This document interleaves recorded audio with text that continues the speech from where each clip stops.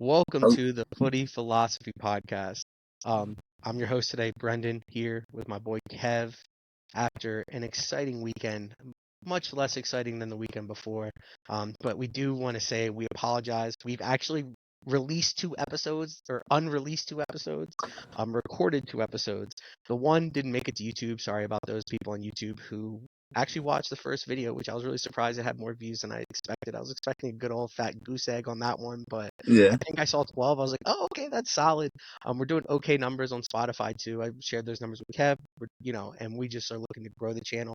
And then episode 3, we've been having technical difficulties. We're trying to figure out if we want to use the app that I use for my other podcast. We're trying to figure out if we want to use the app Kev uses for his other podcast.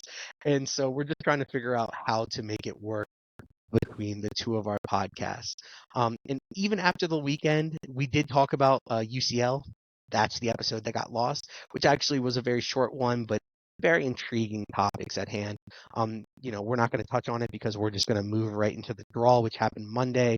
And I do want to say that there are some people that don't understand the draw. I saw a lot of Arsenal fans asking about it. So there were some people. I was listening to the Managing Madrid podcast. There's a plug for you if you like Real Madrid, which I do. They were like, "We love the draw. I'm so excited for the draw on Monday. We're gonna see our path to the final." I'm sitting there. I'm like, I'm pretty sure you don't see your path to the final until the quarterfinals. I don't need to toot my own horn, but I was correct. So you match up. Yeah, they don't do the path in the round of 16 because it's based on your group phase. So Yeah. they don't want to fuck someone over. They want it to be random. Because if you get past around the 16, your group phase shouldn't matter at that point because you can't match up with teams in your league. Like La Liga would get fucked in that aspect because all 4 of their teams could be on, could end up on one side of the bracket or not really. I guess technically Right. speaking they couldn't, but they could because there's 8 games and there's 14. There's 8 games, so technically all 4 could be on the same side of the bracket, and they're not allowed to play each other in the first round.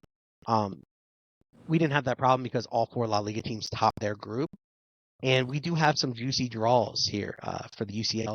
But we will have one more draw, and that will be the quarterfinal, and it will set up the semifinal, which then obviously will set up the final. So we will be able to actually see a path for our potential champions. Just one more point. I know I've been rambling for like 3 minutes. You're We good. have some midweek games going on right now. Man City are playing the Club World Cup. Good for them. Probably another trophy added to the cabinet, adding to their history. They Actually, I just had a scored a man. second. They Oh, did just they? scored a Good. second Good. right now. Yeah. I'm happy for that. I'm happy for them in general, just because it's been a long time coming for them. I'm not a Man City fan, but those players, they've been fighting for that trophy for a long time. I can separate the club from the players. And Leipzig playing right now. There's a lot of midweek games going on. La Liga, Copa Italia's today, Carabao Cups this week, midweek La Liga, midweek Bundesliga because they take off for Christmas. Both those leagues will restart. Bundesliga is January 12th, so those guys get like a 4-week break. Actually, I think League On gets a break too. It's these Catholic countries, man. Yeah. They got Yeah. they got Catholicism running through their veins in that country. And then France too, a lot of Catholics there. Hell yeah. And the Germans, a lot of Lutheran. But besides the point, and then Real Madrid and La Liga pick back up January 3rd, my fiance's birthday, so that'll be a fun birthday for me because I'm gonna be trying to watch a game and having to listen to her. And then they travel to Saudi Arabia, I want to say, or Abu Dhabi, or one of those countries in the Middle East for the Spanish Super Cup. So we'll be bringing that to you. I don't know about you, Kev, but I would like to still be active over Christmas, even with the lesser games playing. Boxing Day is always fucking wonderful. hmm They always make sure to put great games on those days too, because they know everyone's locked in. Yes, Um, sir. and so Kev, how we doing today? We're doing really well. Looking at the UCL draw, it is exciting. And I'm also excited for Chelsea Newcastle later today. But I want Chelsea to lose so bad. Anyways, You okay? I mean, I wouldn't hate some Newcastle silverware. yeah. Did you see Pochettino's comments today though, or yesterday for his pre-match? No, I did not. What did he He say? was he, this It's got to be fucking comedy, bro. He's like, I don't know why people are calling this a Mickey Mouse trophy. Like, I can't believe a manager has actually said that. But Yeah. good on him because this is a big deal for the clubs that make this far. The truth be told, in this cup competition, this is all I'm gonna say. The first few rounds, these teams are like, okay, if we lose, it's whatever. But the moment they make the quarterfinals, the moment they make the semifinals, the moment they make the final, even the round of 16, if they get knocked up with someone good, they're going to take it very seriously because it's financial gain and it's another trophy in the cabinet, man. Yeah, absolutely. And actually, even before we get into UCL, I just want to get your quick thoughts on this. Carabao Cup. It's the second cup competition in England after the FA Cup. Are you pro Carabao Cup or against Carabao Cup? Honestly, I think I'm anti Carabao Cup. I would like to see My boy. something else. There's got to be a better idea out there. Or I've heard just some scrap it interesting altogether. ideas of just like, you know, something along the lines of what La Liga does with the buys and the automatic bid to what is it, quarters or semis? Yeah, it's interesting.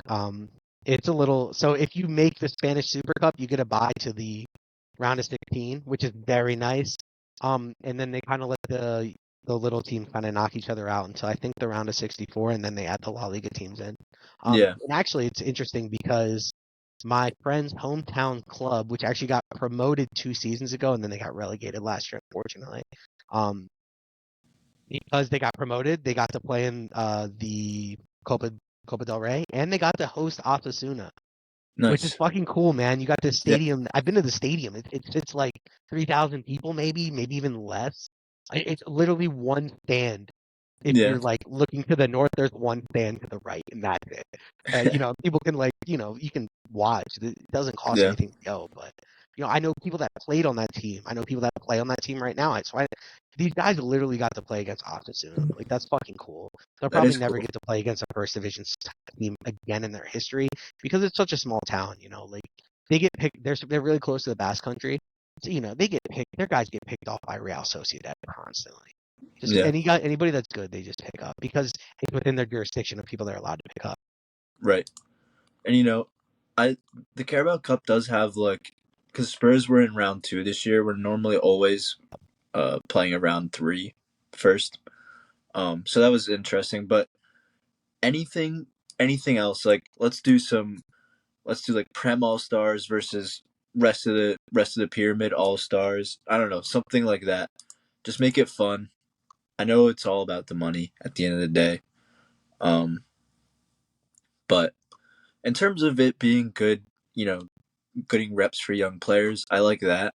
It's just that's about all it's worth to me. And now, like the last few years especially, we've seen some really horrendous finals. Um, They're one-legged, right? yeah. It Well, makes there's the semis are two-legged, which I think is even worse. That's how they do it in Copa del Rey now. It used to be two-legged, so it was a great competition for young players, but now they do it one-legged. Yeah.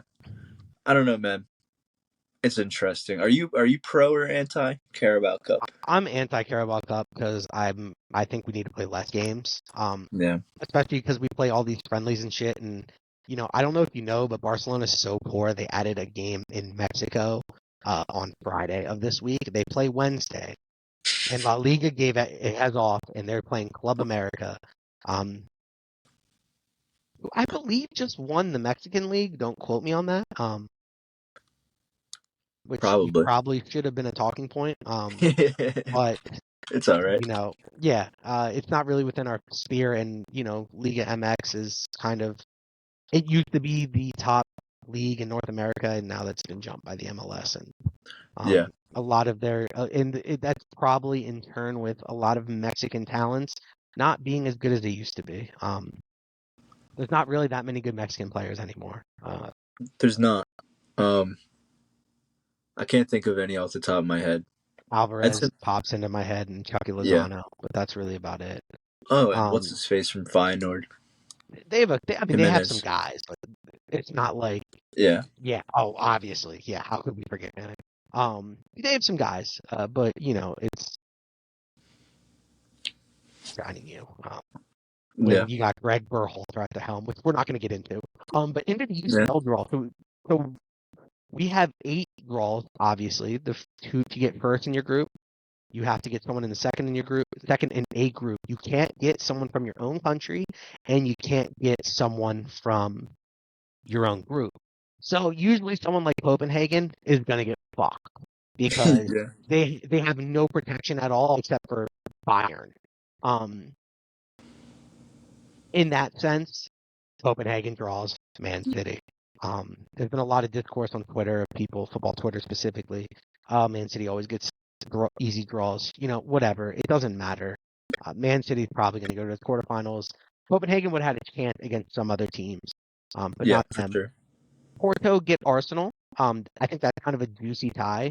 I I agree. think if I were to put numbers on it, I'd probably say like 75% to Arsenal, 25% to Porto. It's never easy to go to Portugal. It's not. Anytime you go to Portugal, it's hard.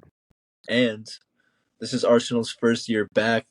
They still, they went through it last season in the Prem, gaining experience. And that's what a lot of people are talking about. The Prem centric people, they're like, Arsenal fell off because they didn't have winning experience. Fair enough. I sort of see it happening again in the UCL. Maybe not to Porto, but like, I don't know. We'll get to Arsenal in a bit, I suppose. Yeah. And then we have Leipzig, Madrid, which Real Madrid in recent years has had good success. Pretty much everybody on it. I mean, I don't mean that. Like Yeah. England, Real Madrid had kicked the crap out of recently. During my college days, we were kicking the shit out of Bayern Munich. Every single time we drew them, except for the time that they knocked us out in the semis. That was, I want to say 11-12. But I was in high school then. So we have a pretty good record against German teams in recent times. And Leipzig is a good team. They're a very good team. There's someone that's fighting for the Bundesliga, but they're not going to win it. But they're a top 4 candidate there every single year. They're consistent. They're deep. They even if they have a couple injuries, they can easily slot someone in. I actually think it's not. I mean, it's not a favorable draw for Real Madrid, but I don't think Real Madrid should really have any problems handling Leipzig. I'd probably put that draw at like 85 to 90% Real Madrid goes to, let's just say 87, let's call it even, and then 13% for Leipzig. The more I think about it, I think Leipzig are a team that can exploit injuries along the back line. For sure. It depends. So what? It's going to take place mid-March or late February. Mid-February, early March. I think it's like the February 13th and March 3rd, I want to say, is the times we got drawn for. Yeah. And you guys could have added some reinforcements by then, which we'll also get to in a few minutes. Yeah. So we'll see. I might not agree with your 85, 90. I might slide it down to like 70, 75, but nonetheless. That's probably my bias getting in the way. I just think that I just think that the way this team is clicking right now, how easily we handled Napoli, how easily we've handled big teams, especially teams that want to play a high line, we tend to exploit those teams. Vinicius will be back. Rodrigo's finally hit form. Raheem Diaz, which we'll get into, has been magnificent. Dude leads La Liga in GA and goals. The problem would be the back line, right? But I do think Rudiger and Nacho are fantastic center backs. I do think we have the best center back core in the world. With Alaba, Militao, Rudiger, and Nacho. The problem is 2 of those guys just got ACL tears. Yeah. And then on to in my opinion, the juiciest tie, PSG, Luis Enrique's. I want to preface that. PSG versus Alguacil's Real Sociedad. I'd probably say 55-45 in favor of PSG. It's a pretty favorable draw for them. I don't know if there's anybody else I think they'd rather face, looking at who got first in the group. But Real Sociedad has a really bad streak, as I was telling you, of losing in the round of 16. And, when you have Kylian Mbappe, you always have a chance. Yeah, absolutely. I don't see Sociedad winning, but could very well happen. I mean, PSG are just they can't get it done. So somewhere along the way, they'll find a way to lose. I just don't think it'll be Sociedad. Yeah, me neither. And in our UCL group, if we do end up doing a round of 16, I'll probably pick Sociedad just because I know everyone else will go with PSG. And like I said, in my head, it's like 55-45. Fair. Something that really helps PSG, though, is that they have Luis Enrique at the helm, who knows Alguacil, knows Spanish sides. It's gonna play into their hands massively. And I did Yeah. send you that tweet. In Real Sociedad's history, they've only spent $323 million on transfers. Yeah. PSG front three, they spent 388 million on. So their front three they have right now is worth more money than the entire history of Real Sociedad transfers. That is Pretty crazy. incredible. Yeah. Yeah. It just goes to show that, one, money doesn't mean anything because Real Sociedad's the one seed in a tough group. Did anyone see them getting out? I don't even think a lot of Spanish fans saw them getting out. I'm a Spanish fan. I didn't see them getting out. Um, Yeah, it was always going to be tough for them in my eyes. and they tied Inter twice and actually should have beat Inter at home. And then I think on to Bayern Lazio. I think Bayern get a pretty favorable draw here. I don't think Lazio is going to give them any problems. Let's put it Yeah, that way. Probably like I'll say the same as. No, I got to say more than Real Madrid, Leipzig. I'm going to say 95% to Bayern, 5% to Lazio. I agree with you. I mean, no, they should roll. They should roll them. I don't want to disrespect them though either. You know what I Yeah, mean? of course. They're a UCL, round of 16 side. They're a good squad, but it's just Bayern. No, they'll take care of business. Yeah, it's almost as bad as the Copenhagen City one for Yeah, like the levels. And Lazio yeah, haven't really been that good this year, to be quite honest. yeah. Which we'll also get to that. They had a important game they lost. Yeah, always. Dortmund PSV, another really interesting tie. I don't think Dortmund's good. I know you're not high on Dortmund this year either. Yeah, I would say it's 50-50, maybe 55-45 in Dortmund's favor, just because, they have the pedigree. But personally, I think PSV goes through they very well at this could. point in time. Yeah, Again, this could change in February. yeah, I'm sure we'll do a UCL preview in February. And I'm sure we might be sitting here and being like, and listening back to what we predicted before and be like, damn, bro, that was way off. PSV looks like shit now. yeah. Well, They're a team that's undefeated in the Eredivisie right now.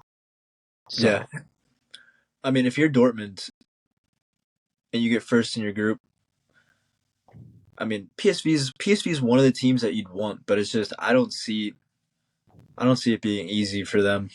no, Um, me neither.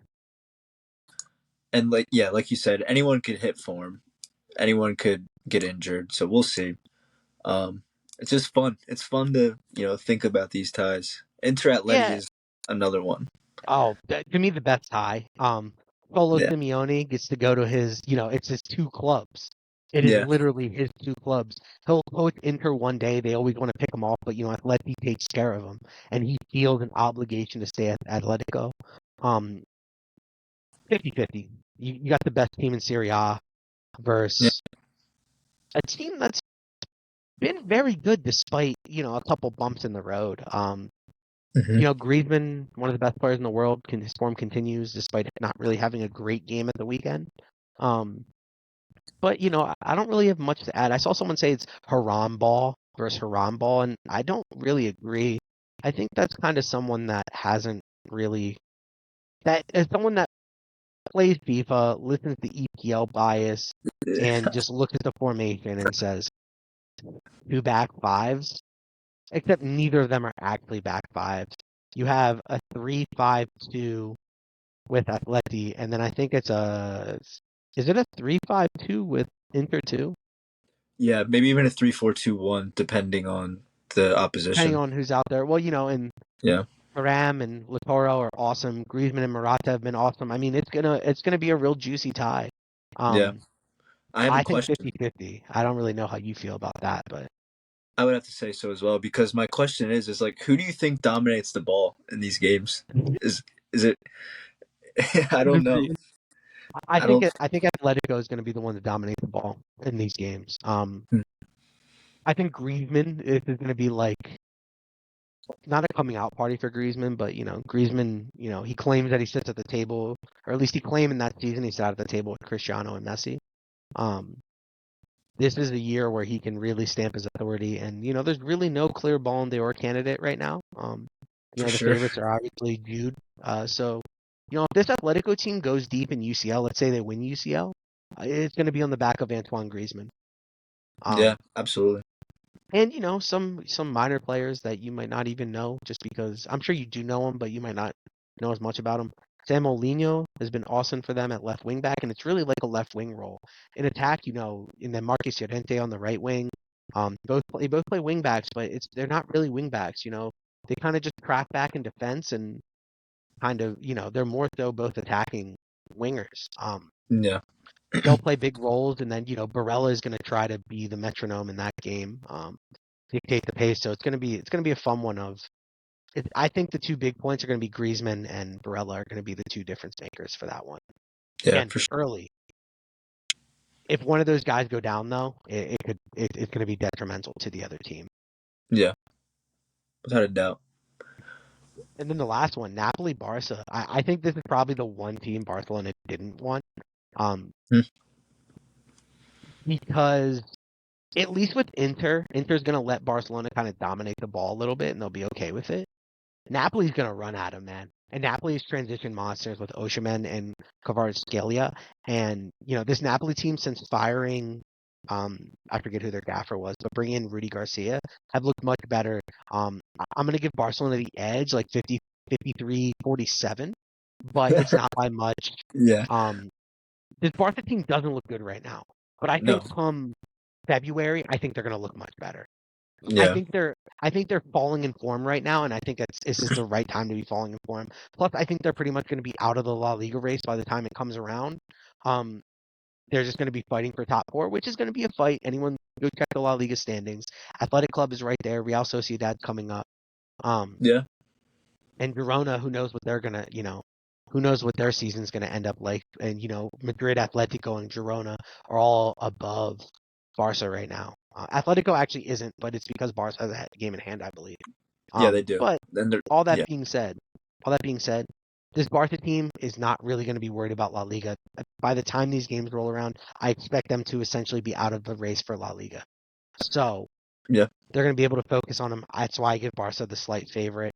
Napoli's going to be fighting for their life for top four, and I think the top four fight in Serie A is going to be much harder than the top four fight in La Liga. I think I'd be inclined to agree with you. Napoli are well, Juventus and Inter are pulling ahead right now, making it a Yep, two-horse race. exactly. Yep. But Bologna's in there with probably flukiness. I don't know. They did Um, beat Roma on the weekend 2-0.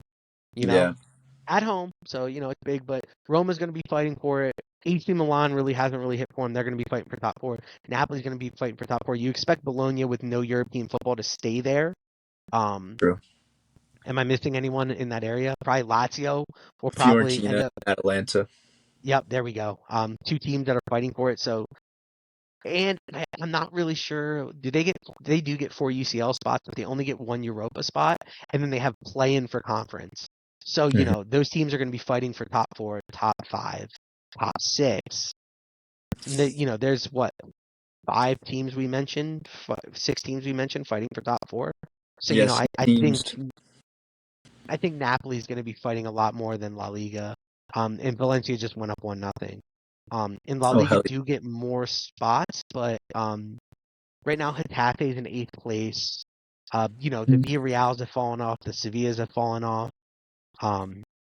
In seventh we have Betis. In sixth Sociedad. In fifth Athletic Club. Fourth Atletico a point back, but a game in hand. And then Barca in third. And then Girona Yeah. and Real Madrid have kind of run away. So similar situation, but less teams. I don't really see Betis being up there. I think they're gonna flatten out a little bit more than they already have. Sociedad, I think, might focus a little bit on UCL, especially if they get past PSG, which they can. So I think Barcelona is going to be more comfortable. Yeah. I'd agree At with least you. that's my thoughts, and that's my reasoning for my thoughts. I want to Yeah. give you a reasoning for my thoughts too. No, yeah, and it's important to take that context into looking at the UCL ties, which you know not a whole lot of people do, and like thinking about Arsenal versus Porto again. Um, if they're competing for the Premier League title, then I think that adds for in Porto's favor, which Arsenal should be. So we'll see. We'll see. Porto have been there, done that, and within competing on two fronts, whereas Arsenal have not. So if we do the UCL knockout, you know, competition, I'll probably take Porto. To be honest, I'm talking myself into it. Yeah, and I remembered in the episode, the unreleased episode, uh, I know we mentioned that Porto they got through the round of 16 last year, Mhm. and in dominating fashion. I think they won like 7-3 against Atalanta. I mean, I could easily find it on this doc because I know we don't talk about Porto too often. Porto defeated Club Brugge 7-1 last year, and then they lost to Inter 5-3 on aggregate. So like it was 5-3 is not bad. I'm pretty sure they lost one game 3-0, the other one, or they won the other one like 3-2 or something. But either way, yeah, they're a team that's been there, done that, and I like Porto. And obviously Arsenal are the favorites, but there's going to be upsets along the way somewhere. For You sure. know, the best teams aren't going to win because someone's got to knock out the good teams. It's usually not good teams knocking other good teams out. Yeah. Um, Moving on to EPL, we had some juicy fixtures this weekend. The biggest, Man U Liverpool. What were your thoughts? I was going to ask you a direct question, but I already knew the answer to the question. What were your overall thoughts from what you saw? Well, yeah, we kind of talked about it the other night. It's a great result for United to come away. I know that Liverpool's chances weren't the greatest, in terms of XG, but just to sneak away with the draw when your opponent has 34 shots. Normally, that's indicative of you conceding one or two.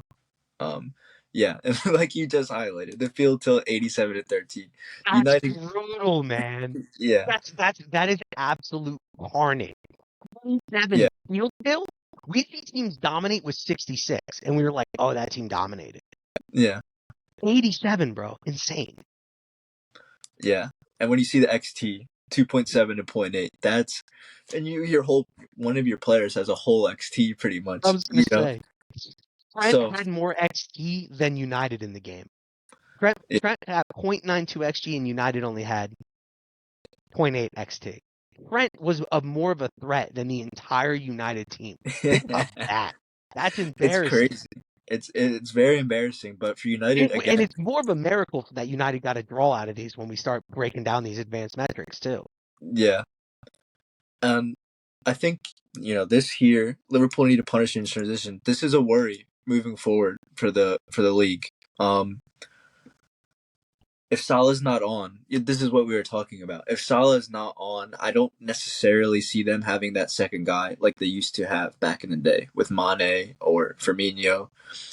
Um, Diaz will pop up with a goal here and there, and the same with Nunez, but not to the extent that Mane used to. So, in terms of Liverpool, it's a slight concern, honestly. And for United, I wish they would have lost because we'd be talking a lot differently right now. All the metrics point towards a loss. I don't know. What do you think about this one? I wonder what the expected points was on this game. I know I could easily find it if I wanted to. I'm Yeah, sure it was like a 2.7, which is pretty. Which is the only way you get 3 expected points is if the other team gets 0 xG, meaning they didn't take a shot. right. But the advanced metrics say it all. But I do think United deserve, and not Eric Ten Hag. United players, the game plan was terrible by Ten Hag. But the Yeah, United players, Rafa Varane, great game. Johnny Evans, great game. Luke Shaw, good game. And we can get into the potential handball. Post it on a TikTok. Go follow us. Yeah. Who played Dalot, the red card? We can talk about that too. But they played really well as a unit, missing Bruno, McTominay. It was kind of a flat 4-4-2 it seemed. Um, Yeah. Anthony and Garnacho were pretty much the most threatening players. Højlund, I mean, why are you even starting Højlund if you're not going to give him any service? You might as I well don't you know. might as well get a transition monster out there. If that's your game plan, just put Rashford out there up top, man. You know what I'm Yeah. saying? If you're gonna try and punish him on transition, get someone quick out top. Um, kind of like how Jose did with Real Madrid. When he would put Ronaldo at top, he'd be like, "Look, we're gonna put a lot of guys behind the ball. Ron, I don't want you to defend. Go up top. We're just gonna look for you. You're not gonna touch the ball a lot, so you got to make the chances count." I think that would have been a better starter than Hoyland. I know you're trying to get him into form, but 0 goals in 14 matches in the league. He's done well in Champions League. I'm not out on Hoyland as many people, but I think that would have been a better fit for this game. But, I was like, Johnny Evans with Varane, are you kidding me? Then you look at their squad list, they have no center backs available. You're like, oh, I guess he's kind of forced. I mean, he could have played, he could have put Luke Shaw at center back and then moved Dalot to the left and then Wan-Bissaka to the right, but he didn't. I don't think he got his team wrong except for maybe an attack, like I said with Hoyland. Yeah. But to talk about that's me giving United credit where credit was due. But Liverpool, Which, and what a bad performance by them. I mean, like, what a bad performance. I mean, they were terrible in transition. They would have 3-on-2s and they would just make the wrong pass or they'd try to dribble and they'd lose the ball. And Salah, I mean, like, this dude's supposed to be the best right wing in the world, which he is on his day. But, you can see he's getting up there in age, but I think he maybe had like 6 block shots, yeah. and we talked about it a little bit and I started thinking about it after we talked about it. Um, I mean, he really misses Mane and Firmino because no matter what you want to say about Salah being the best of the three, when push came to shove, Firmino always found the back of the net. When push came to shove, Mane was giving an assist or finding the back of the net. Um, I don't think Salah is as consistent in big games as those two Yeah. were. Other than the one season where I was gonna say, yeah, he I don't broke the want, record. He yeah, I like, don't want to box him in to say yeah. this is what he does, but this is Yeah. what I've seen. You know what? If someone wants to come pull up the metrics, pull up the stat sheets, and say, "Look, you are wrong," I will sit here and admit I was wrong. But I swear, dude, when I clock into a game and Liverpool's playing, and Mo Salah, he just kind of tends to not be there. I've seen him play in a couple UCL finals against Madrid now. Um, and he was good in those games, but he had 9 shots on target. You're telling me you couldn't find one in the back of the net? Thibaut Courtois might have been superhuman, but you're telling me you couldn't get one in the back of the net? Yeah. I don't know, man. I've seen Salah come alive sometimes. I get where you're coming from, though. I do want to mention here, though, there's a Sky Sports article. Doesn't have an author name, so I can't give credit. But There's Liverpool probably a posted reason it doesn't have an author. Liverpool posted the same amount of shots on target, 8, as they did when they beat United 7-0. So, you know, we should in from the numbers we should be talking a lot differently right now. We should be saying United stink, are Liverpool real title contenders, but instead, the numbers don't back up what truly happened. And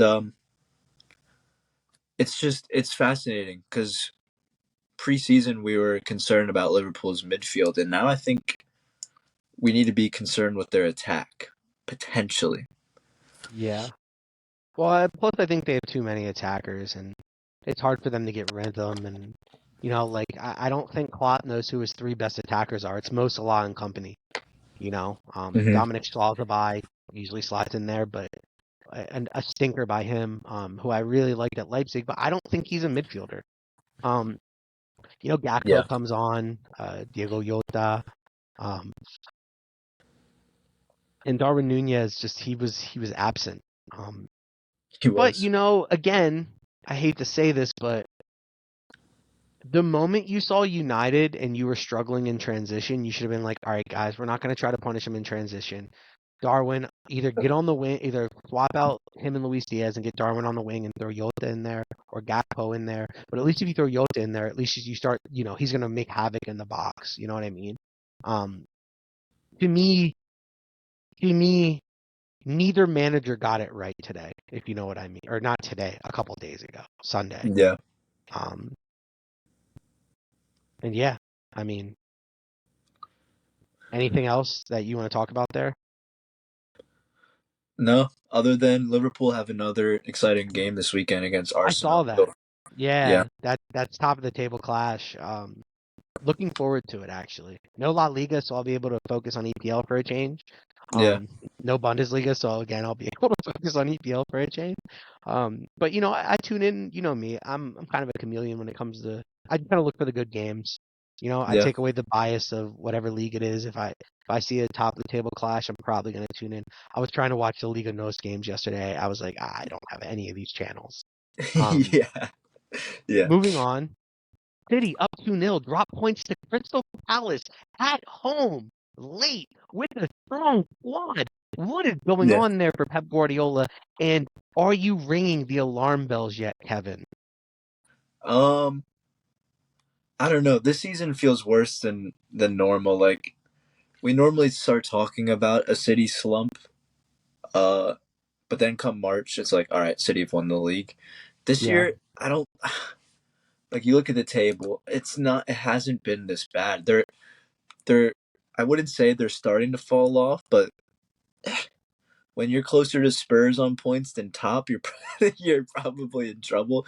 Um, but no, you know, they don't deserve to get booed and whistled, like you said here. I completely disagree with that. Um, I'm not ringing the alarm bells yet. It's just I don't know. I don't like Rico Lewis. I know one of our friends told me recently you don't like Rico Lewis either. I don't. I'm not a fan.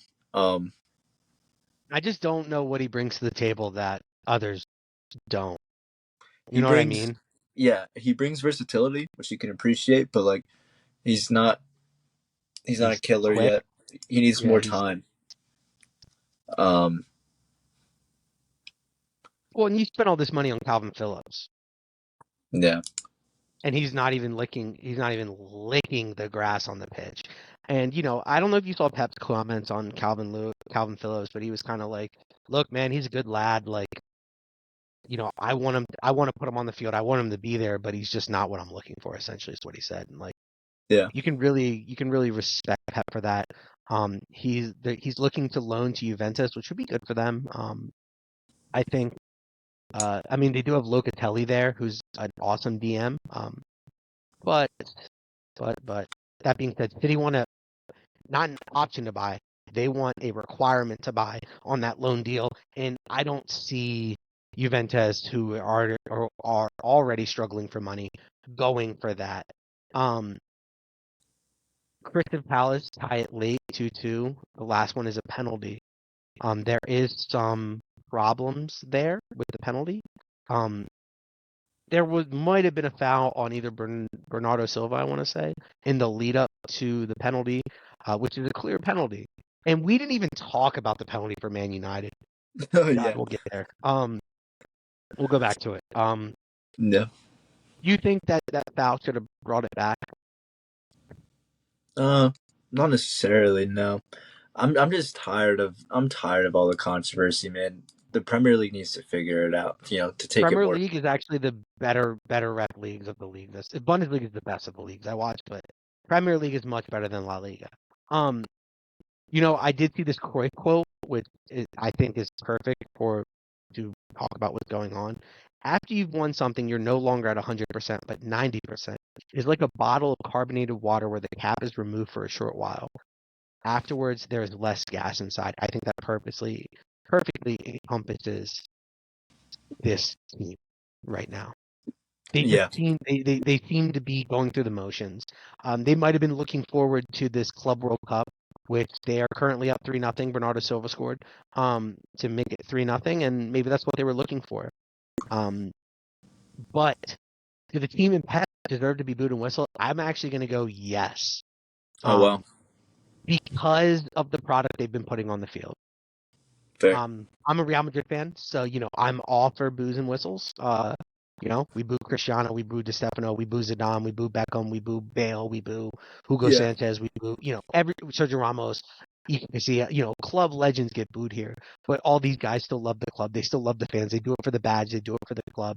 And that's what kind of that's when you deep it, when you really think about it, Kev, the difference between us and United was we didn't win the Champions League for 32 years, and our fans were still expecting the club to win Champions Leagues for 32 years, every single year. Under Mourinho, before Mourinho, we got knocked out of the round of 16, I think, 8 years running. damn. Okay, the club was still they were still booing, they were still whistling the fans, but the players know what's expected of them. They don't take the whistling and the booing as you're booing me, you're mad at me. No, they take the whistling and booing as, you can go look up quotes of players. I take it as the fans aren't happy with my performance or my performances recently, and they're letting me know. I think fans have the right to boo and whistle, and honestly, good on City fans for booing and whistling because they're showing that they expect more from their squad. They're showing that they've gotten accustomed to winning so much that a draw at home to Palace pisses them off. They want four league. The fans want the fourth league in a row more than the players do right now, and the fans are letting them know that, and that's why I think the boos and whistles are deserved for the players, for Pep, for all of them, because the motivation is not there, and we all see it. Everyone sees it. Anyone that is watching this team has watched them play recently. They don't look as motivated as they did last year. No, they definitely don't. I think looking at their fixture list, they have a pretty good run till February. So come that Copenhagen tie, come Which all is that pretty talk. easy too. Yeah, come all that talk. It's really up until early March where they have United, Liverpool, Brighton, Arsenal. So they have a chance to rebound here. And am I going to rule them out of winning the league? Absolutely not. But No, I no, do not at all. appreciate and Or even the Champions League. yeah, To me, they're still maybe not favorites, but they're one of three favorites in my opinion for yeah, the Champions League, and they're one of two favorites for the league. I don't know if you saw Mourinho. Literally, he went on a podcast or a talk show or something, and they asked him who he thought was going to win the Premier League. They asked him what he thought the Arsenal chances were winning the Premier League. He said, yeah. Man City 51%, Liverpool 49%, and Arsenal 0%. That's So, funny. you know, that's kind of Mo for you in a nutshell. But it goes to show that smarter guys than you and I and and the fans that are booing them still put them as favorites to win the league. Yeah, Not by much, but they're still yeah, favorites. So it's their league to lose, though. You know what I mean? They're for sure. making it. They're making that play to lose it. Yeah.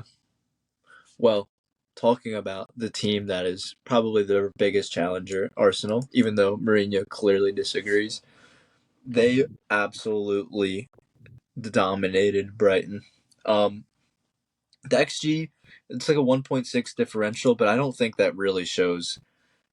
You watch that first half over again. Brighton are spawn trapped. They're trying to play it out of the back. Arsenal's press is working, perfectly, and they're just getting so much joy down the right offensively. Saka is working his magic. They're trying to, create overloads and then eventually work it to Martinelli to shoot, or potentially, Jesus should have been Jesus. I don't know. Arsenal win 2-0. Fair, deserved. I don't know. What do you think? Well, Do you think deserve to be I stuck? I think let's get into the Arsenal point that we talked about the other night too. I Sure. think it's really interesting that Arsenal is a right-sided heavy team because every team in the world is a left-sided heavy team, so it makes them different. It makes them harder to defend because of that. Because you got Odegaard, who's one of the best guys in the world. You got Saka, who's one of the best right wings in the world. You have Ben White, who's kind of there to mop everything up. Yeah. That being said, 2-0 to Brighton.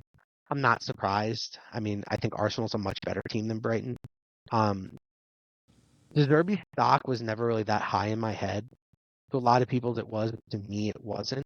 Whether that's deserved or not, I think more of like his Shakhtar days. I think that's a much tougher place to be, and I think Brighton makes a lot of managers look good. I've been saying that for a long time.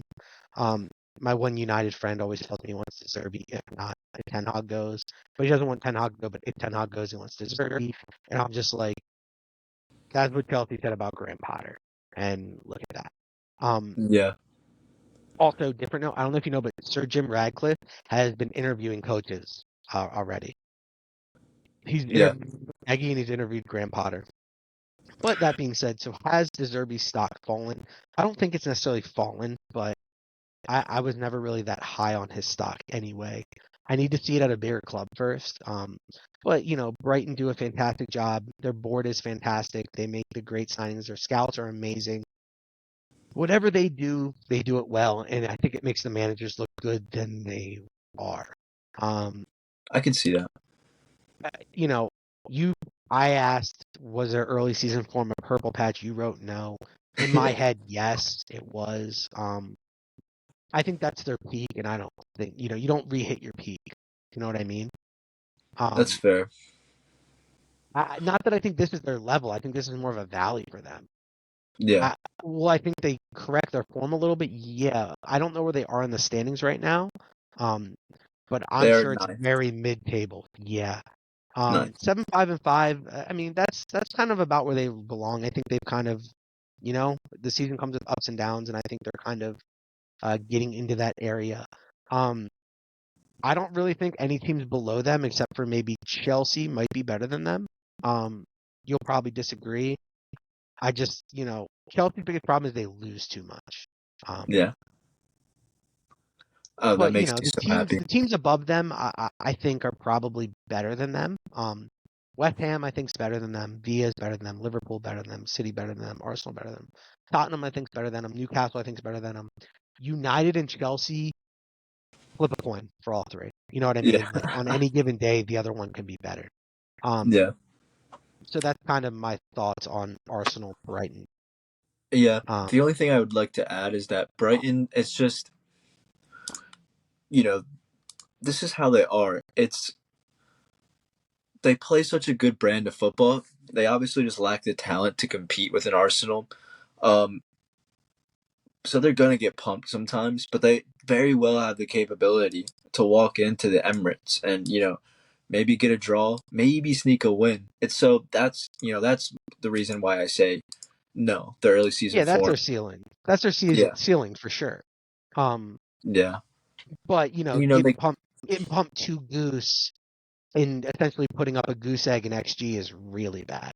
it is. It is. And, the other thing is they have lots of injuries right now. James Milner had to play left back, so we'll see. Moving to my team, if you'd like, just Yeah. briefly. No, I don't have anything else to add on that game at Yeah. all. We do need to go back to United and talk just quickly Oh, about sure. Go ahead. just I know you don't think it was a handball. Yeah. No. I'm kind of on the fence. It's kind of interpretation for the Luke Shaw handball. Something I will say is that exact handball knocked Newcastle out of the UCL and got PSG into the round of 16. And the Diego Dallo red card, 100% deserved. I don't care what anybody says. Yeah. The English Ref Association said, I don't know what they're called. I know what they're called in Spain. I don't know what they're called in England. They said last year, we're going to give out cards for dissent. They started giving out cards for dissent. Guess what? Teams started bitching. Players started complaining, so they stopped. Said the same thing this year. Guess how many cards for dissent they gave out last year? 24. Yeah. Guess how many they've already given out this year before this weekend? 85. So good on the league. Stick to your stick to it. These players need to shut the fuck up and stop disrespecting referees in general. Yeah. I Really, agree. I agree. and guess what? When you start letting these guys talk, all they do is they get in your ear. I've seen it, bro. I've seen it. Prime Barcelona. You got fucking 8 guys gang banging the ref with their mouths, fucking Yeah. running their fucking mouth, and guess what? It affects the game. It ruins the game because you start getting calls because the ref's like, God, do I really want to deal with 8 dudes freaking bitching at me for 5 minutes because I made a call? Yeah. So I'm for it. I think more leagues should do it. I need to see Vinicius Jr. get some dissent fucking yellow cards because you know he runs his mouth a little too much sometimes. I'm talking about not the racism stuff. That's stick up for yourself. You should. The team should walk off the field when that shit happens. But sometimes when he doesn't get calls and stuff, and I'm sitting there, I'm like, dude, that wasn't a foul. Yeah. And I get it. I play sports, man. I still play Yeah. hockey, man. El I know. Clasico was crazy from Vinny. He was on one. That's how he is, bro. Like every Yeah. game now. It's frustrating to say the least. Yeah. I mean, you can't necessarily blame him. I feel like he might be I like a don't. product of what's happened to him. You know. Exactly. That's why you can't blame him. Yeah. He feels like Anyway. he's fighting the world at all times. You know what I Yeah. mean? For He feels sure. like it's him versus the world, and Yeah. he has a right to feel that way. I agree completely. He's been mistreated terribly. Very badly, yeah. But to brighter things. Tottenham beat Forest 2-0. Yeah. Any Yeah. thoughts on that? This game honestly could have gone either way. I really feel as if Spurs could have lost. You know, you only see Nottingham with one shot on target, but they were threatening, and we looked shaky at the back at some points, and our chances were not very good either. Kulusevski's goal was nice, and he is a player in form right now, which is awesome. He hasn't hit form for a while, so if he can keep this up, I think we stand a chance against Everton this weekend, maybe. But the other point you wrote here, which I completely agree with, Basuma gets a red card, and he just doesn't have to. He doesn't have to do it. He's got to know better than it, and this is kind of a broader point for Spurs. And just definitely telling the team to play aggressively, and but he's got to stop it because Udogi is suspended as well. Which I don't know how he's going to sort out the back line now because he needs Davies at center back. So if Emerson Royale ends up playing left back, or if he plays Emerson and Romero with Davies at left back, either way, it's going to be tough. And we need to find a happy medium because obviously Romero being suspended for all those games hurt us. So this game sort of is a perfect image of Spurs season so far. It's been really Yeah. fun, but it's been like constantly on edge. And I don't know. And What do you just the think? one point I want to make, just the one point I want to make, and then we can move on. Yeah. No team can do this for 90 minutes every week for multiple seasons. Yeah. Liverpool fell off after it happened to them. That's why Klopp has had to replace all those guys because their team was burnt out. So that's all I got to say about that. Yeah. And so Tottenham play Everton next, who continue their fuck you form, beating Burnley 2-0 away from home. The away Yeah. from home part is huge. And Everton are very clear of the relegation zone at this point, in my opinion. I Oh think yeah. they're 7 points out, and everyone knew they were going to get out, but they got knocked out, man, and they're fucking there. And worst of all, Kev, this team, bro, they'd be like top 10. Yeah. I was just Like, doing the math. They would be in ninth place right now. okay, yeah, thank you for the math. Yeah. So good on them for real. Yeah. No, Like they're a good side they're a this good side, season. man. Yeah, and this whole the fine thing, oh, that just fucking fueled them, man. And Yeah. at least Tottenham are at home against Everton. Everton are on the road again. And Tottenham Stadium is going to be a lot tougher. But Yeah. I probably see a draw. Is probably what's coming in my head. Maybe like a 1-1 or a 2-2. Yeah. Everton aren't that bad. Chelsea beat Sheffield United 2-0. And Chelsea continue their actual good form at home. We see a lot of highs from the Chelsea team, but we also see a lot of lows. I think the real measuring stick is going to be next year. Sheffield sucks, though. Yeah. That's what I wrote. This season's just vibes for Sheffield. They're going down. They're going to finish 20th. They didn't prepare, man. None of these teams prepared properly to Yeah. stay up. You And have if to stay up, man. You got to do you anything to stay up. Yeah, I don't know how much you know about the parachute payments, but it's kind of a big problem. I would say it's creating a lot of yo-yo teams like Norwich, and I wouldn't be surprised if Southampton become one now. Um, Leeds and Well, Leicester are a bit different. They have I was more saying, people. well, I was gonna say Leicester's clearly going up. They're way Yeah, too good. yeah, And they still have Ndidi, which I didn't even know. I watched their game yesterday. I was like, shit, Ndidi's still here. yeah. He's Um, playing in the championship. yeah, way too good for the championship. That dude's a UCL level DM. It's Yeah, crazy. yeah, And the last EPL game, just mentioning, Villa beat Brentford 2-1, and the Brentford red card kind of seems to cost them the game.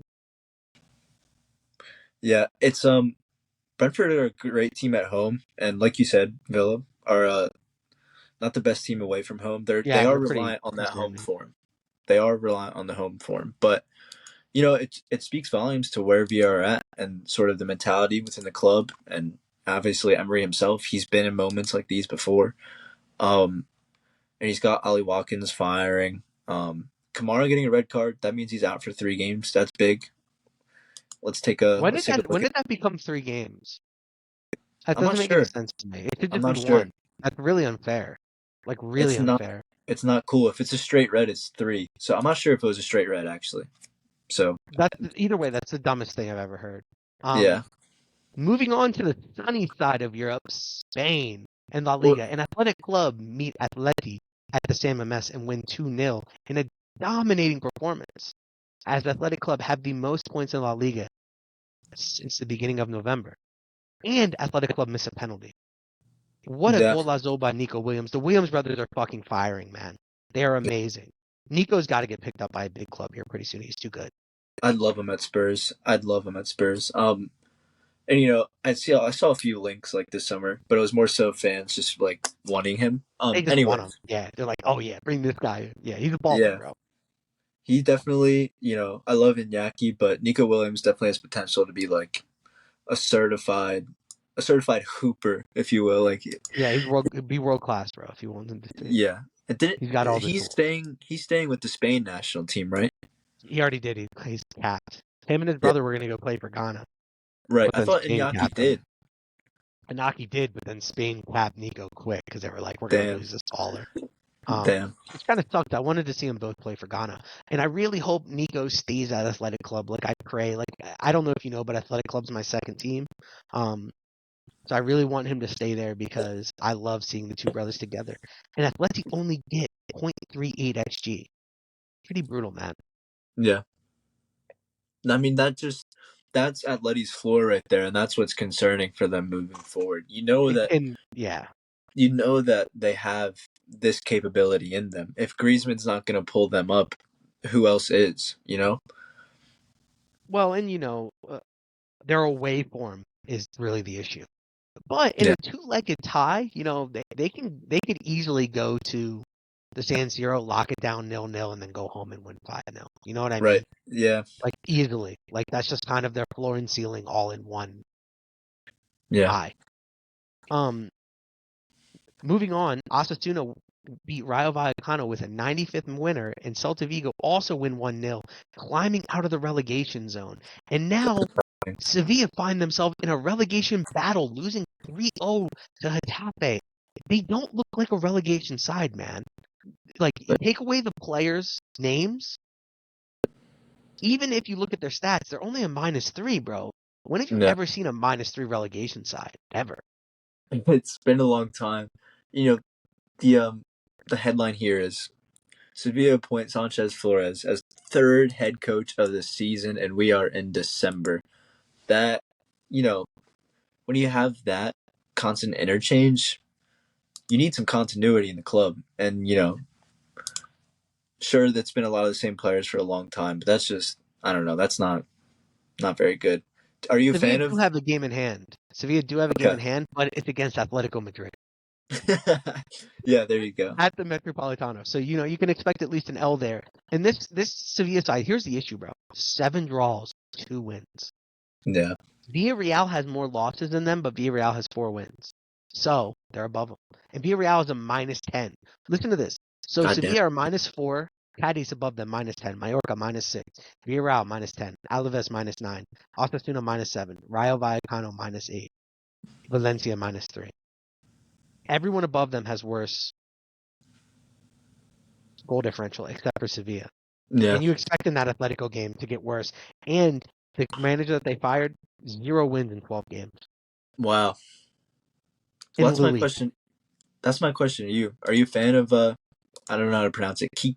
Kike? Piqué? Yeah. Piqué? Which Yeah. Piqué is it? There's multiple of them. Sanchez I gotta Flores.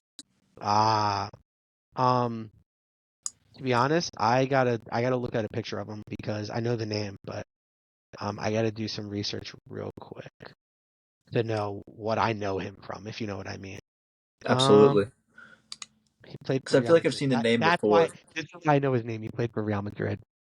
He Okay. played for Real Madrid from 1994 to 96. Okay, he's pretty much coached everywhere. So I know him from Espanyol, Getafe. Oh, okay. Yes, I know him from his Getafe stint. Um, not a huge fan. Um, I don't think he's necessarily a bad coach, but I don't think he's gonna fix the Sevilla side. But he might end up keeping them up, which is really what they need. Yeah, that is what they need at this point, you know. It would be sad to see a team like this go down. I remember talking about this about another team. Oh, Santos, the first episode of the podcast. You know, it's like we're living in a very interesting football climate, if you will. Yeah, and it's really interesting, and it's just kind of sad when you really think about it. They're not a team that should be fighting relegation ever. They're a No. team that they literally won the Europa League last season, Europa League winners. Yeah. So that's pretty bad. Going from last season Europa League winners to fighting relegation is not really good. Um, 20 goals scored, 24 conceded. It's not like they're conceding a ton. 24 goals conceded from 16 games is not bad at all. But 20 Yeah. goals scored in 16 games isn't good either. So, Yeah, but it's not good. a -4 shouldn't be fighting relegation, but it's because they have 7 draws. You need to win games. Yeah.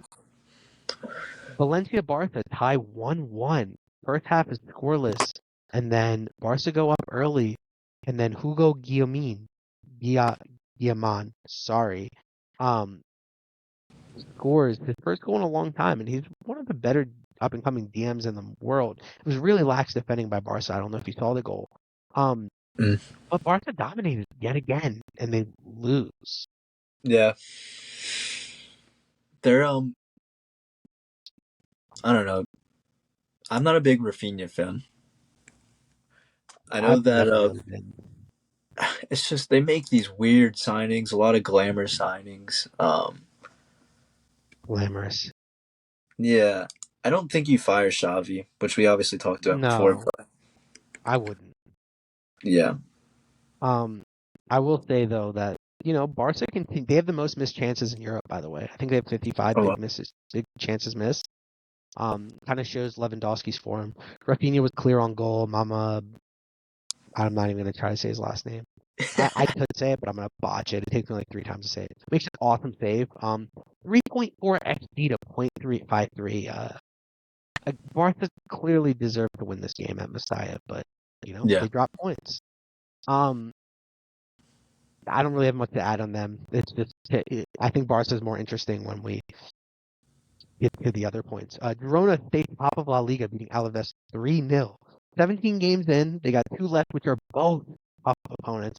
They got Real Betis next to Benito Villamarin, and then in the new year they get Atleti at home. Will they continue in the fight, Kevin? They've beaten every side except for Real Madrid and the 2 teams they got to play left. Do you think after going through every 19 games, do you think they're still top with the 2 tough games coming up?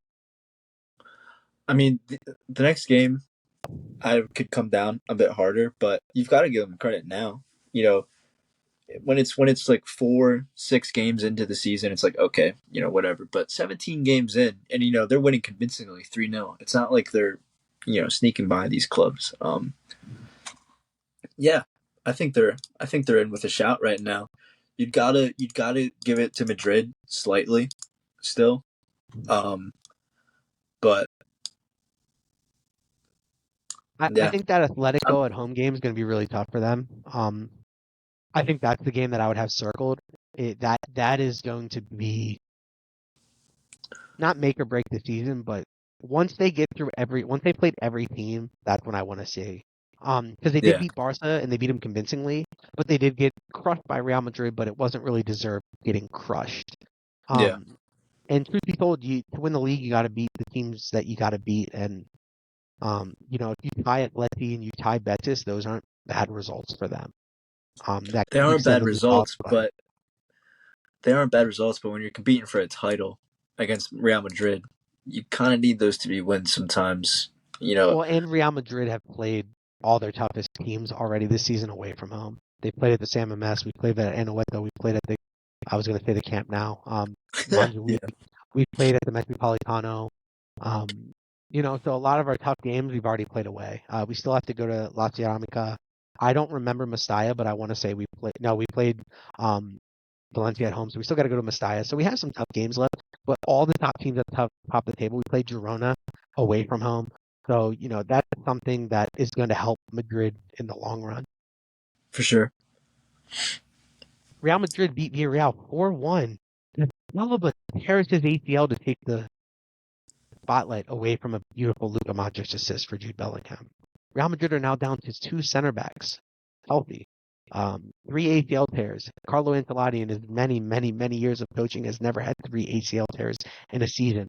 And Wow. they're all in defense. Courtois, Militao, Alaba, Camavinga still hurt. Tchouaméni just came back. Vinicius is hurt.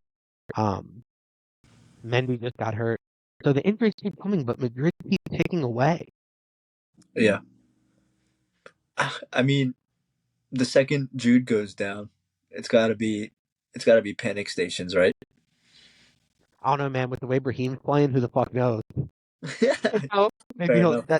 that solo run by him. If you haven't seen it, if anybody hasn't seen it, I don't know if you've seen it. Go watch it. It was amazing. He receives the ball from Fran Garcia, does a turn, goes all the way, beats 3 guys in total, and then puts it into the corner. I mean, this is not the Brahim Diaz we saw at Milan. This is Yeah. well above the Brahim Diaz we saw at Milan.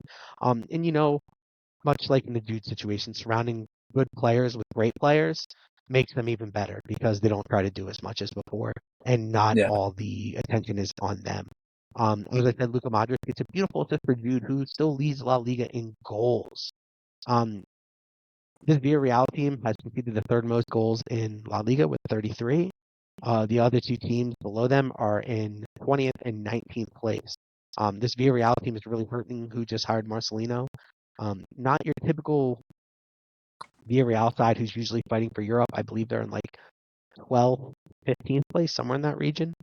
And with Alaba's torn ACL, Real Madrid, they have to go in the market in January and sign a center back, right? They have to. I would I think don't think they so. have a choice. Yeah. Teams are going to try to finesse them for sure, but you Yeah. got to do what you got to do. I don't know much about people like Edgar Pujol and Marvel. Are there any guys like in the youth squads that you like? Alvaro Carrillo. I No, I pulled don't it up. like any of them. I think they're all trash, All right, honestly. fair. There's one that we have on loan right now, Rafa Marine. He's with Alaves, so maybe we recall him from loan. But truth be told, if you're in a UCL final and Rudiger gets too many yellows, and is Yeah. suspended, are you going to trust Nacho and Rafa Marine to do a job? Yeah. Probably not. Even if you go get a center back, if it's not the right fit, you might still find Tchouaméni playing center back or Mendy playing center back, and that is not ideal for this Real Madrid team. That is No. currently fighting for a European treble. So it's looking good. Let's just put it that way. It's looking good enough. Yeah. You get in the round of 16. You're one of 3 favorites right now, which favorites never win, but you're there. La Liga, you're fighting. You're there. Copa del Rey, you haven't even started yet, but you're there. So Yeah. the squad has been linked with some guys. Silva from Benfica, Nancio from Sporting, Pato from Frankfurt, Yoro from Lille, and Scalvini from Atalanta. My one buddy really likes Scalvini, who pays attention to the Italian league. Is there any center backs that you would like to add to that list, personally? Add to the list. That's a great question. out of the options you listed real quick, I'm agreeing with your friend, going with Scalvini, someone who's played in, a demanding Atalanta team. They demand a lot for their back line playing the way that they do. Mm-hmm. And, he's great at progressing the ball. Let me try and think. I don't think anyone, I mean, I like Urel Hato, but he's way too young. He's only 17 at Ajax. I would say Scalvini and, maybe double swoop and grab Silva. Considering it is a left-footed, maybe Inacio. Yeah, that's he's been linked with us a lot, and he's I think, someone that I want to throw into the ring. And I know you'll like this one. Probably not gettable, but Top Sova is someone that should be looked at. Plays on the left yeah, side. Xabi Alonso really likes him, and who knows, maybe he'll be the coach sooner rather than later. Also a different note, it looks like Carlo Ancelotti is about to renew with Real Madrid. Do you think that's deserved? deserved. Deserved. I mean, of course, what's he's done a lot for you guys. Yeah, and something I just want to point out is that he's doing it with all the injuries. I believe we have the most injuries in Europe, and no striker. So that being said, I think he's done a fantastic job, and he deserved the renewal. My selfish self really wants Xabi Alonso, but Of course.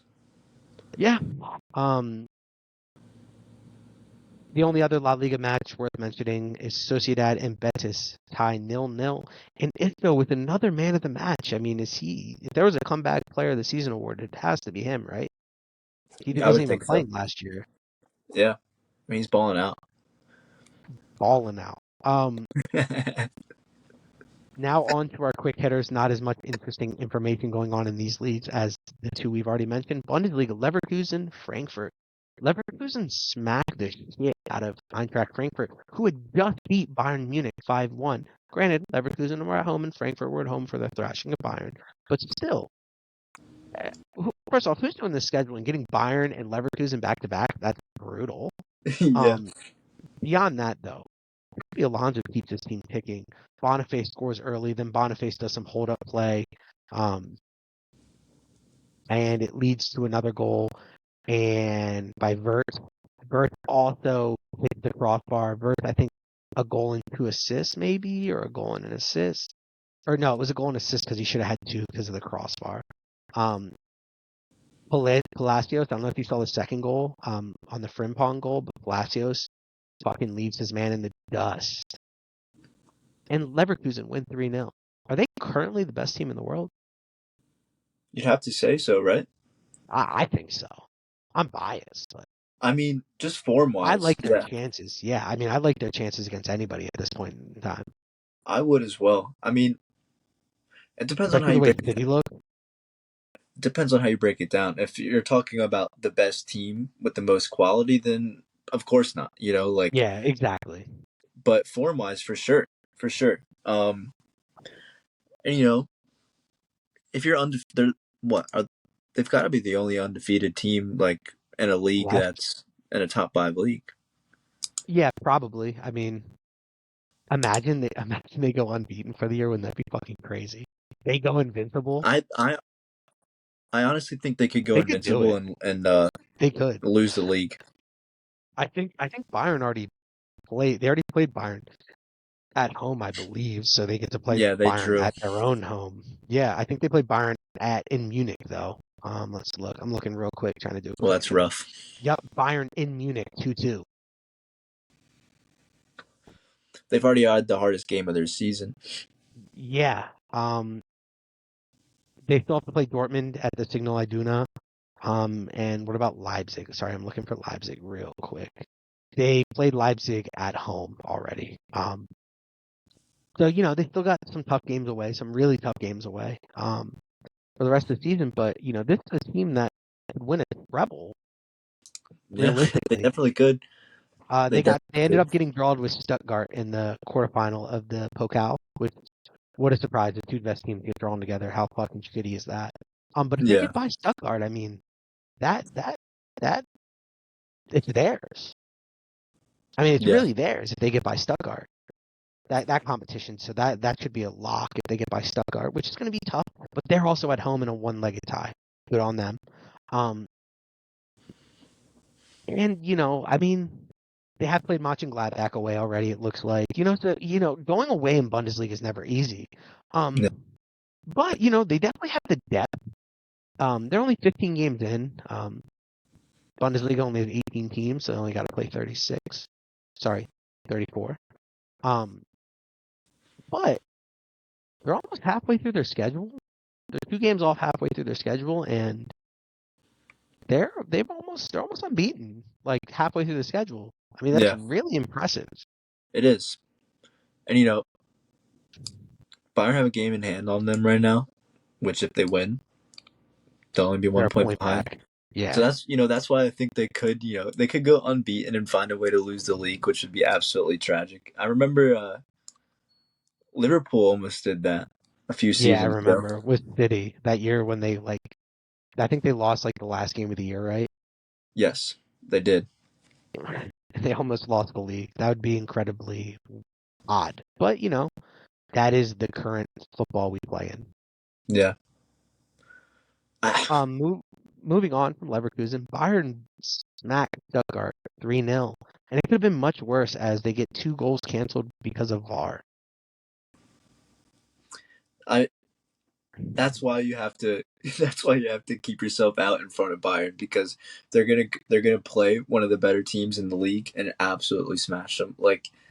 At some point you don't have to talk about tactics or stats or anything. It's fucking Bayern, and they replaced Lewandowski after a year off with Harry Kane, and I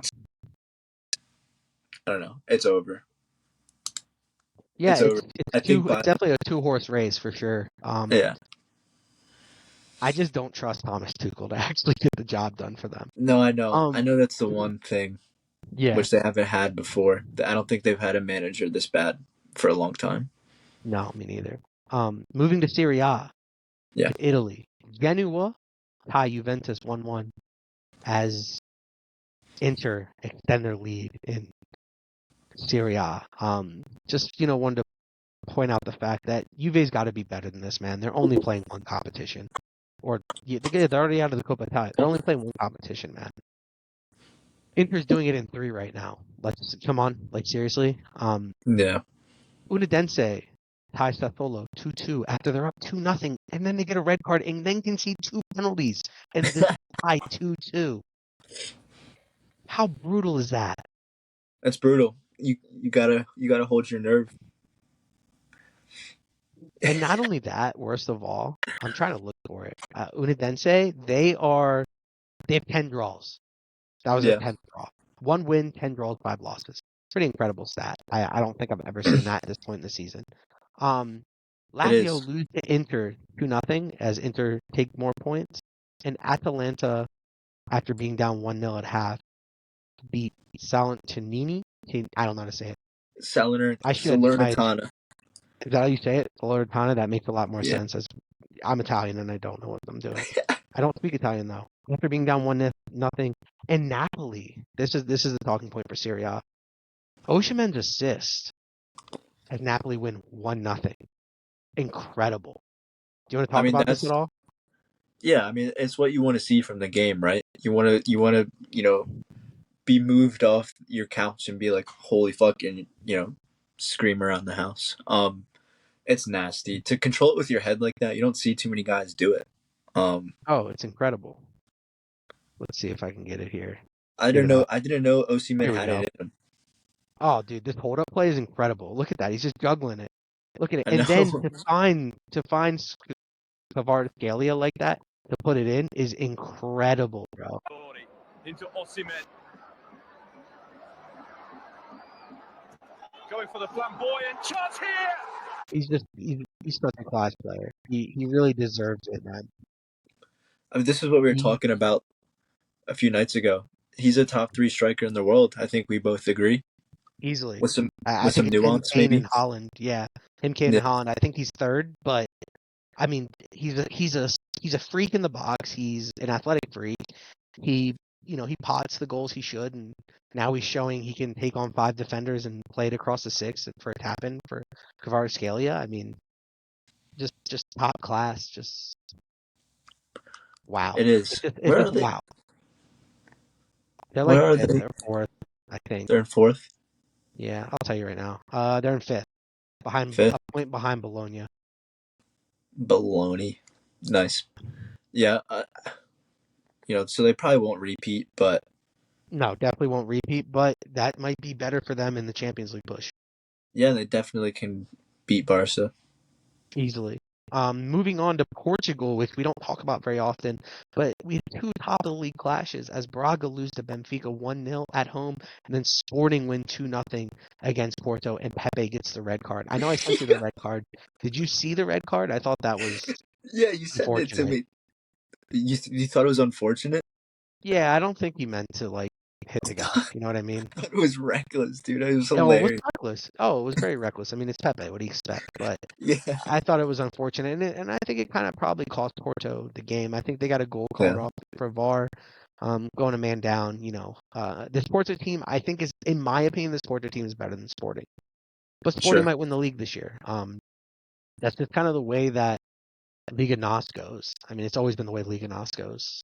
But those 3 and now Braga, I mean, it's a decent fight for the title between the 4 of them. Yeah, absolutely.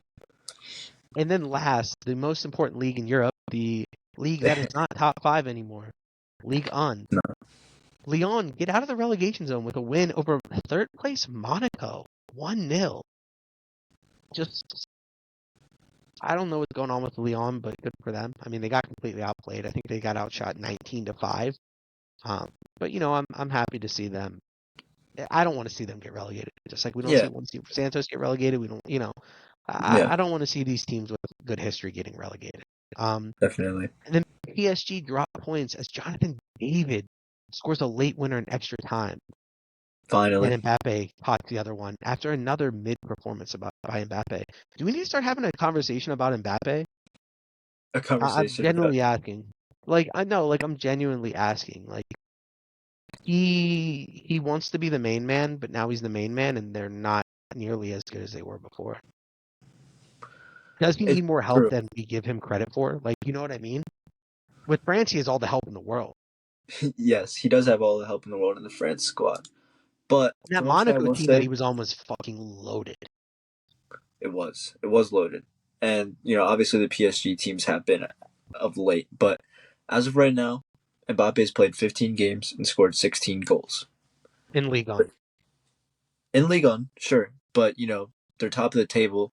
If they were second struggling, I would say, yeah, we could have a conversation about Mbappe. But, in the least, he's capable of leading a side in a not so competitive league. He's still one of the best players in the world. I want to, Yeah. let's put that one out there. I don't know, man. I think this squad needs some more time to mesh as well. There's a lot of new guys in there. And a new gaffer, too. New gaffer and, Gonzalo Ramos, Ousmane Dembele, Kolo Muani, Bradley Barcola, Marco Asensio. These guys need to find time to mesh. And like we touched on last episode, the midfield is the question mark. Zaire Emery, 17 years old, pretty much leading their midfield.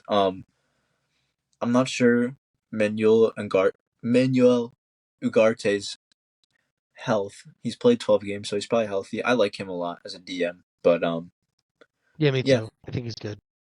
Yeah. The back line should be solid too. So he's got a lot of help in this team. I just think the front line needs to mesh a bit more. Luis Enrique needs to find the right combo. Yeah, and he's got a lot of good players there, which is part of the issue. Yeah. By the way, I misspoke. Coppa Italia is in the round of 16, and they broke up the games kind of weird. Only one team plays each day at 3:00. One will play at Tuesday at 3 our time. Yeah. And then 2 on Wednesday at 12:00 and 3:00, and then 1 on Thursday at 3:00. So we've had 2 games. Lazio beat Genoa, Fiorentina beat Parma, Napoli is playing Frosinone, And the reason I said that is because I said Juventus only has one competition to focus on.